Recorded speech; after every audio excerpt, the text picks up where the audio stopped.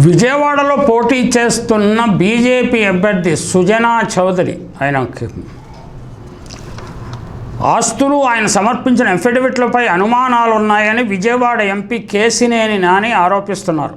సుజనా తన ఆస్తులు కేవలం 34 లక్షలుగా చెప్పారని, కానీ ఎస్బీఐకు 200 కోట్లు గ్యారంటీ 500 కోట్లకు ఎలా గ్యారంటీ ఇచ్చారో చెప్పాలని, వాటిని బ్యాంకులు ఎలా ఆమోదించాయో అర్థం కావటం లేదని కూడా ఒక సాంకేతికమైన అంశాన్ని లేవనెత్తారు. విజయవాడ పశ్చిమ నియోజకవర్గం అభ్యర్థి షేక్ ఆసిఫ్తో కలిసి కేశినేని నాని 51వ డివిజన్ కొండ ప్రాంతంలో గురువారం ప్రచారం చేస్తూ ఈ అంశాలను లేవనెత్తారు. ఆయన దీని మీద పత్రికల్లో చాలా వార్తలు వస్తున్నాయి. సుజనా చౌదరి వ్యక్తిగత దివాలా ప్రక్రియ NCLT national company law tribunal Hyderabad bench అనుమతించిన విషయం తెలిసిందే. బ్యాంకు డబ్బులను ఎగ్గొట్టిన టీడీపీ అనుకూల ప్రముఖులు ఇంకా ఈయన ఒక్కడే కదండి, చాలామంది ఉన్నారు. ఇలాంటి వాళ్ళందరినీ చంద్రబాబు సూదంటు రాయలాగా ఆకర్షిస్తాడు. అవసరమైనప్పుడు వారిని ఇతర పార్టీల వారిని పంపించి వాళ్ళని ప్రలోభపరిచి ఆ పార్టీ కూడా తమకు అనుకూలంగా నిర్ణయాలు చేసే విధంగా చేస్తాడు. లేకపోతే అధికారులను ప్రలోభపరుస్తారు, ఇక కోర్టులను కూడా ప్రలోభపరుస్తారు అనేది ఆయన మీద ఉన్న ఆరోపణ. అది మనకు తెలియదు, మనము దాని మీద ఎటువంటి వ్యాఖ్యానాలు చేయలేం. బ్యాంకులకు డబ్బు ఎగ్గొట్టిన టీడీపీ అనుకూల ప్రముఖులు ఎవరెవరు ఉన్నారో ఒకసారి తెలుసుకుందాం. బాబు జ్యోతిష్కుడు లగడపాటి రాజగోపాల్ 44,364 కోట్లు బకాయి ఉన్నారు. మాజీ టీడీపీ ఎంపీ రాయపాటి సాంబశివరావు 8,836 కోట్లు బకాయిలు ఉన్నాడు. ఆయన పోలవరం బ్యారేజీ నిర్మాత ట్రాన్స్ట్రాయ్ కంపెనీ, ఆయన ఏంటంటే సబ్ కాంట్రాక్టర్లైన జర్మన్ కంపెనీకి ఎల్ఎన్టీకి కూడా డబ్బులు చెల్లించడం లేదనే వివాదం చెలరేగింది. చంద్రబాబు ఏదో వారిని అందరినీ ప్రభావితం చేసి మౌనంగా ఉంచాడు. మొత్తం మీద మామూలుగా లేవండి వ్యవహారాలు అన్నీ. లోతుగా చర్చిస్తే అవన్నీ గుడ్డలు తీసి నగ్నంగా, అర్ధనగ్నంగా కాదు పూర్తి నగ్నంగా వేరే నిలబెట్టాల్సి ఉంటుంది.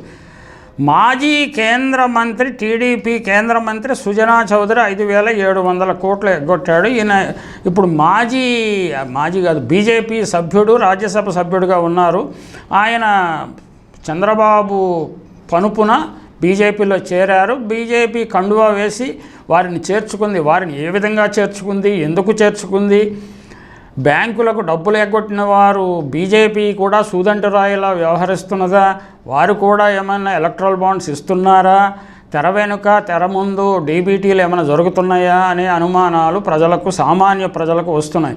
నామా నాగేశ్వరరావుగా చౌదరి గారు 1,064 కోట్లు ఎగ్గొట్టాడు. రఘురామరాజు అంటే ఒకప్పుడు ఈయన వైసీపీయే, తర్వాత టీడీపీలో చేరిన విషయం తెలిసింది. ఆయన ఏ పార్టీ అని కాదు, ఆయన ఒక బ్రాండ్. రఘురామకృష్ణరాజు అంటే విద్రోహానికి ఒక బ్రాండ్, ఆయన మోసానికి ఒక బ్రాండ్గా రఘురామరాజు తయారయ్యాడు. ఆయన 1,383 కోట్లు ఎగ్గొట్టాడు. టీడీపీ మాజీ మంత్రి గంటా శ్రీనివాసరావు 390 కోట్ల రుణం ఎగ్గొట్టినట్టు ఇండియన్ బ్యాంకు నోటీసులు ఇచ్చింది. వీళ్ళు బ్యాంకుల నుంచి 1,000 కోట్లు అప్పు తీసుకొని దివాళా తీసామని చెప్పుకొని వీళ్ళే 1,000 కోట్లు వెనకేసుకొని ప్రజలకు కుచ్చుటోపీ పెట్టి ప్రైవేట్ జట్లలో తిరుగుతున్నారు. ఎన్నికల్లో పోటీ చేసి డబ్బులు వెదజల్లుతున్నారు.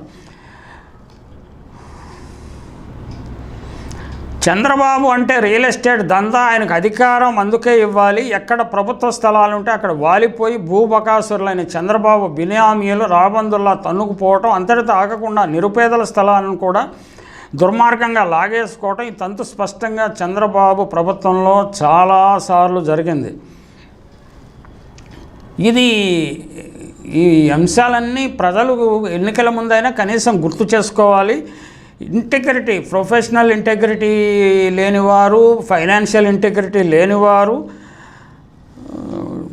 ఈ రాజకీయాలను ఏలటం అనేది చాలా భయంకరమైన పరిణామం. ఇది ప్రజాస్వామ్యానికి ఏమాత్రము ఆమోదయోగ్యం కాదు. ఈ పరిస్థితి ఎప్పటికి మారుతుందో చూద్దాం.